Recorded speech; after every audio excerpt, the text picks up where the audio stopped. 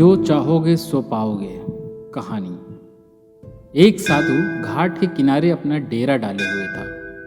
वहां वह धुनी रमाकर दिन भर बैठा रहता और बीच बीच में ऊंची आवाज में चिल्लाता, जो चाहोगे सो पाओगे। उस रास्ते से गुजरने वाले लोग उसे पागल समझते थे। वे उसकी बात सुनकर अनसुना कर देते और जो सुनते वे उस पर हंसते थे। एक दिन एक बेरोजगार युवक उस रास्ते से गुजर रहा था।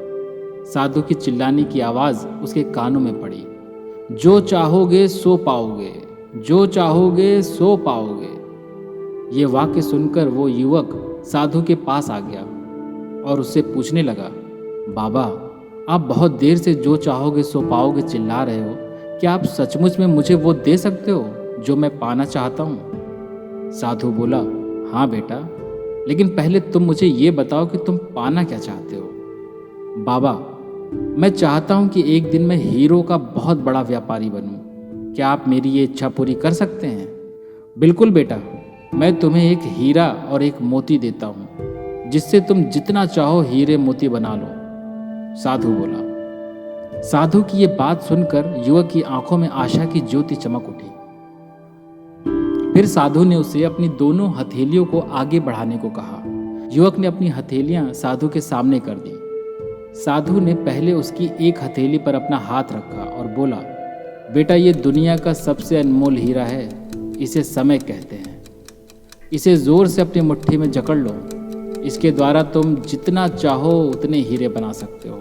इसे कभी अपने हाथ से निकलने मत देना। फिर साधु ने दूसरा हाथ युवक की हथेली पर रखकर कहा, बेटा, ये दुनिया का सबसे कीमती मोती है।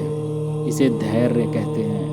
जब किसी कार्य में समय लगाने के बाद भी वांछित परिणाम प्राप्त न हो तो इस धैर्य नामक मोती को धारण कर लेना। यदि ये मोती तुम्हारे पास है तो तुम दुनिया में जो चाहो वो हासिल कर सकते हो। युवक ने ध्यान से साधु की बात सुनी और उन्हें धन्यवाद देकर वहां से चल पड़ा। उसे सफलता प्राप्ति के 2 गुरु मंत्र मिल गए थे। उसने निश्चय किया कि वो कभी अपना समय व्यर्थ नहीं गंवाएगा और सदा धैर्य से काम लेगा। कुछ समय बाद उसने हीरे के एक बड़े व्यापारी के यहाँ काम प्रारंभ किया।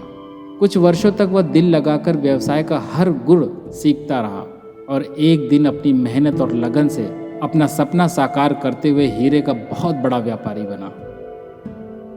सीख। लक्ष्य प्राप्ति के लिए समय और धैर्य नाम के हीरे मोती सदा अपने साथ रखें। अपना समय कभी व्यर्थ न जाने दें और कठिन समय में धैर्य का दामन न छोड़ें। सफलता अवश्य प्राप्त होगी।